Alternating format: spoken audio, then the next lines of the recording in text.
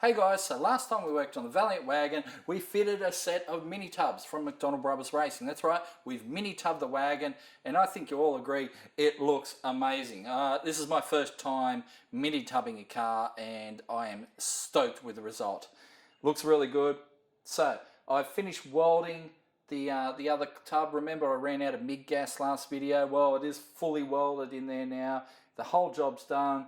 Yeah, there's some little cleanup details that have to be done before we paint it, but let's look after that, you know, a little bit close to the painting time. But in the meantime, job done, and very happy with it. So we can fit a lot of rubber under this thing now.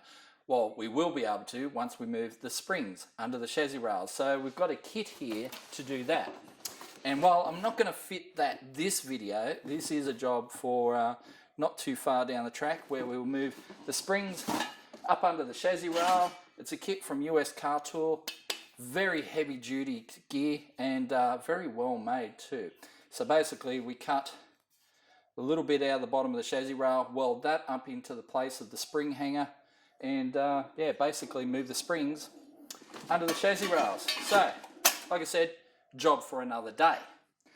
But mini tubbing the car has introduced a couple other issues. So let's have a look at them now.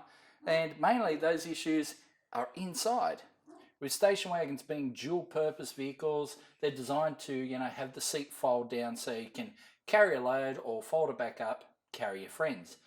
And so they have this little folding piece here that when the seat lays down, this fills the gap created by that folding seat. This piece no longer fits between the wheel tubs, so we're going to have to shorten that piece.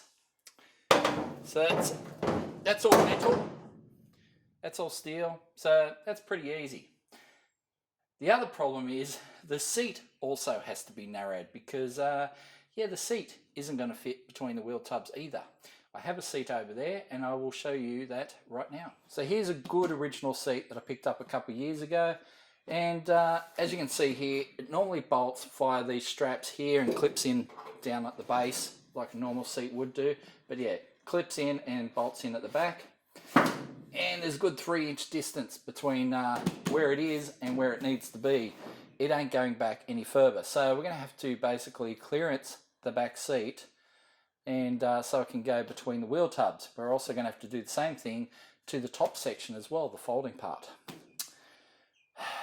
As Gandalf says in Lord of the Rings, things are now in motion that can't be undone.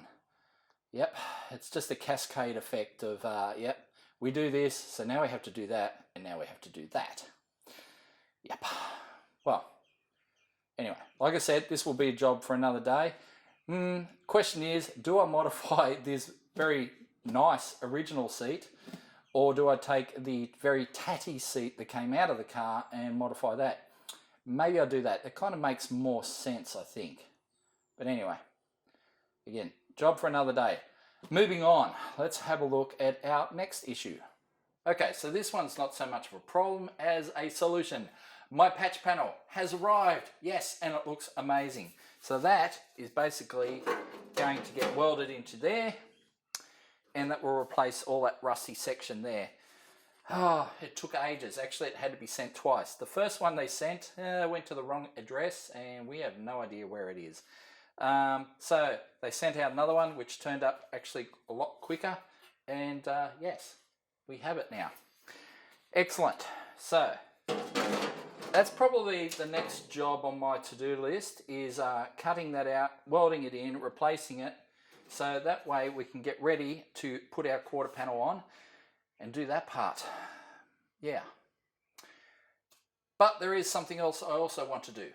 See our door jambs and roof gutters? Well, I want to strip them all back to bare metal because, yeah, we want to get all the paint off this thing. The paint is trash, has to come off so we can have nice clean bare metal so we can primer it and paint it and make it look all amazing. So, yeah, of course, everything is in really odd, hard to get to positions and shapes and angles, which makes it very hard to strip back with a grinder and a stripper disc. So what we're going to have to do is sandblast it, or media blast it in this case. So Where else would we get one of those but here on Forbes? So we're going to jump on the machineryhouse.com.au website and order ourselves a sandblaster and a big bag of garnet so we can strip all this stuff back.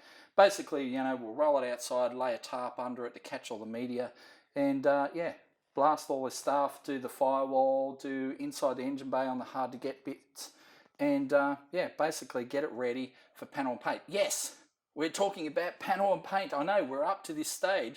The car has no rust in it. Remember when it was a rust bucket that everyone's kind of like, just take that thing to the tip now because it is stuffed. You're never going to save that. Well, we have saved it. It has no rust in it now, except for that little bit that I'm going to have to fix tomorrow, but the car has no rust in it. So it's going to look pretty amazing when we're done. And yeah, we're already sort of over the hump and down the other side, talking about getting this thing finished. So when we finish it, it'll have a Hemi V8 in it. It'll have, you know, big fat rubber on it. It's going to look fantastic. So I guess I should set myself a goal of where I'm going to take this thing, and I kind of have. And that is Red Centre Nats next year. I'm going to cruise this thing up to Red Centre Nats in Alice Springs, you know, for a good 3,000k drive or thereabouts.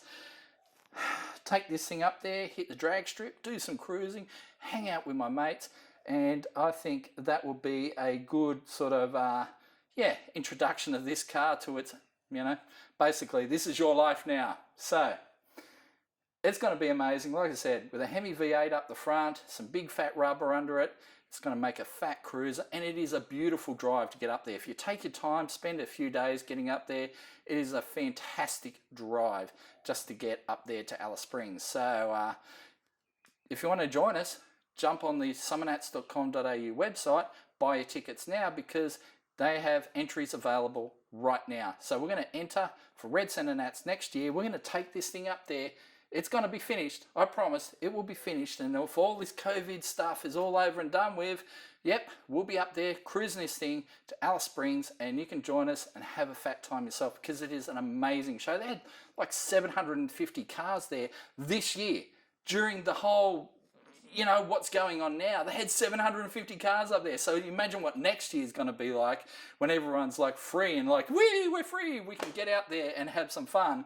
Yep, well, we'll be there with this old girl. She'll be painted and she'll have a V8 in there, and we'll have a lot of fun taking her down the strip in Alice Springs. So join us, jump on the website, summernats.com.au, get your tickets now, get your entries in, because it's nice and cheap now. Why wait until next year to do it? Also, as you may have heard, Summernats is not going to be on in January in Canberra this year. They're going to have a Summernats Slam event at Sydney Dragway. We're going to go up as well, as long as they let us out of the state, but we'll be up there. We'll take the Trovo, the Mazda, maybe even the VN. We're going to take them up there, have a bit of a blast with those things at Sydney Dragway, take them down the strip, do the Motorcana, do whatever. Just have a fat time with them. So those tickets are available right now as well, so jump on. Like I said, summernats.com.au, jump on the website, get your tickets now, and we'll see you there.